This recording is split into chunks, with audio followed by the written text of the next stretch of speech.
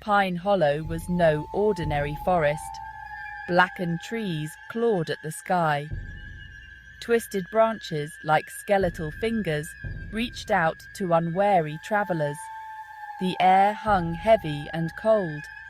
It carried the stench of decay. No birds sang here, only silence. Heavy, suffocating silence. A group of friends, young and foolish, dared to enter. They came seeking adventure.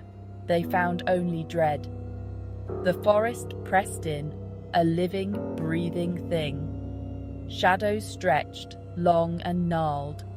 The sun, a pale ghost, offered no warmth.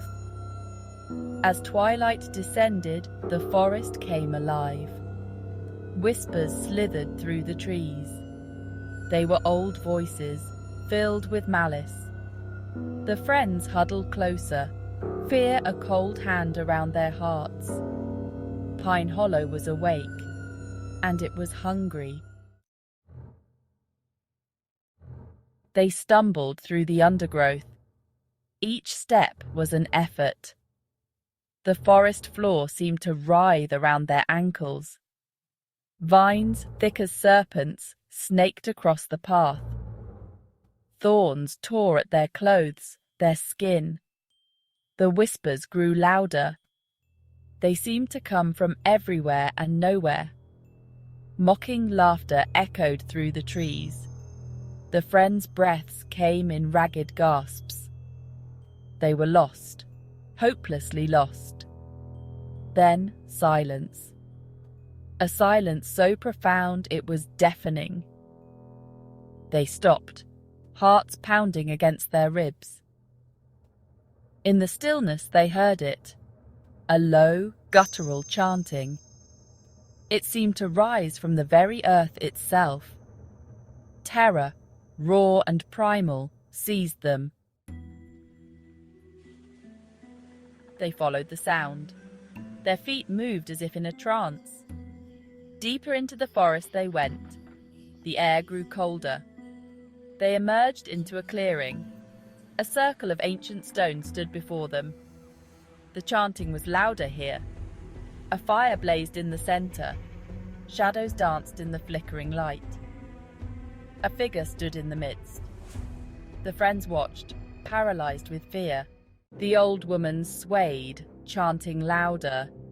Her voice, a rasping whisper, clawed at their sanity. The friends exchanged terrified glances. The air crackled with energy. A cold wind whipped through the clearing. The smell of sulfur filled the air. They were witnessing true power.